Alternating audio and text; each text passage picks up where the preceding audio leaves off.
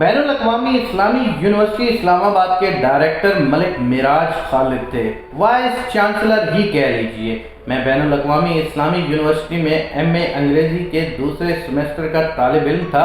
University نے فیسوں میں 200% اضافہ کر دیا۔ میں نے ملک معراج خالد کے خلاف ایک مقامی روزنامے میں کالم لکھ دیا۔ میں نے لکھا کہ ایک دودھ بیچنے والا ڈائریکٹر بن جاتا ہے تو اس کی گردن میں سریا آ جاتا ہے اور وہ اپنا ماضی بھول جاتا ہے، یاد نہیں اور کیا کچھ لکھا، لیکن وہ بہت ہی نامعقول تحریر تھی۔ اگلے روز میں کلاس میں پہنچا تو ہیڈ آف دی ڈپارٹمنٹ جناب ایس ایم رؤف صاحب نے مجھے اپنے دفتر میں بلا کر کھا جانے والی نظروں سے دیکھتے ہوئے کہا کہ تمہیں ڈائریکٹر صاحب نے طلب کیا ہے۔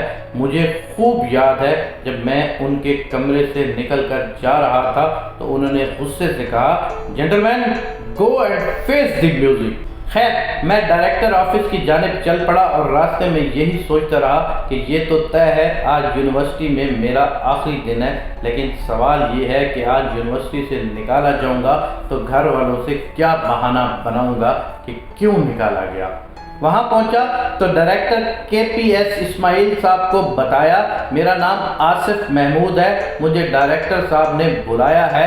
مجھے شدید حیرت ہوئی جب اسماعیل کے اسپاٹ چہرے پر مسکراہٹ دوڑ گئی اور کہنے لگے، جائیے وہ آپ ہی کے منتظر ہے۔ لیکن اندر داخل ہوا تو حیرتوں کے جہاں میں میرے منتظر تھے ملک صاحب اکیلے بیٹھے تھے۔ میں نے ڈرتے ڈرتے کہا، سر میں آصف، آپ نے بلایا تھا؟ آپ ہی نے کالم لکھا تھا؟ جی سر، میں نے ہی لکھا تھا۔ تشریف رکھیے، مجھے آپ سے کچھ باتیں کرنا ہے۔ اور میں جلتو جلالتو کا ورد کرتے ہوئے بیٹھ گیا۔ کافی دیر یوں ہی گزر گئی۔ ملک صاحب ولز کی ڈبیا گھماتے رہے، ایک ایک لمحہ اعصاب پر بھاری تھا۔ پھر ملک صاحب نے خاموشی کو توڑا اور کہا، کالم تو آپ نے اچھا لکھا، لیکن آپ کی معلومات ناقص تھیں۔ میں صرف دودھ فروش نہیں تھا، میرے ساتھ ایک اور بھی معاملہ تھا۔ میں نے اسی لیے آپ کو بلایا ہے کہ آپ کی معلومات درست کر دوں۔ میں صرف دودھ نہیں بیچتا تھا، میرے ساتھ یہ مسئلہ بھی تھا کہ جوتے نہیں تھے۔ میں دودھ بیچ کر کالج پہنچتا اور سائیکل وہیں کھڑی کر دیتا۔ گھر میں جوتوں کا ایک ہی جوڑا تھا جو والد صاحب کے زیر استعمال تھا۔ اس کا حل میں اور میرے ابا جی نے مل کر نکالا۔ ہمارے درمیان یہ طے ہوا کہ صبح میں یہ جوتے پہن کر جایا کروں گا اور جب میں واپس آ جاؤں گا تو یہی جوتے پہن کر ابا جی چوپال میں جا کر بیٹھا کریں گے۔ اب ڈر تھا کہ سائیکل چلانے سے جوتا ٹوٹ نہ جائے، اس لیے میں انہیں سائیکل کے ساتھ لٹکا لیتا تھا۔ جب دودھ گھروں میں پہنچا کر کالج کے گیٹ کے پاس پہنچتا تو جوتا پہن لیتا، واپسی پر پھر سائیکل کے ساتھ لٹکا لیتا اور ننگے پاؤں سائیکل چلا کر گھر پہنچتا۔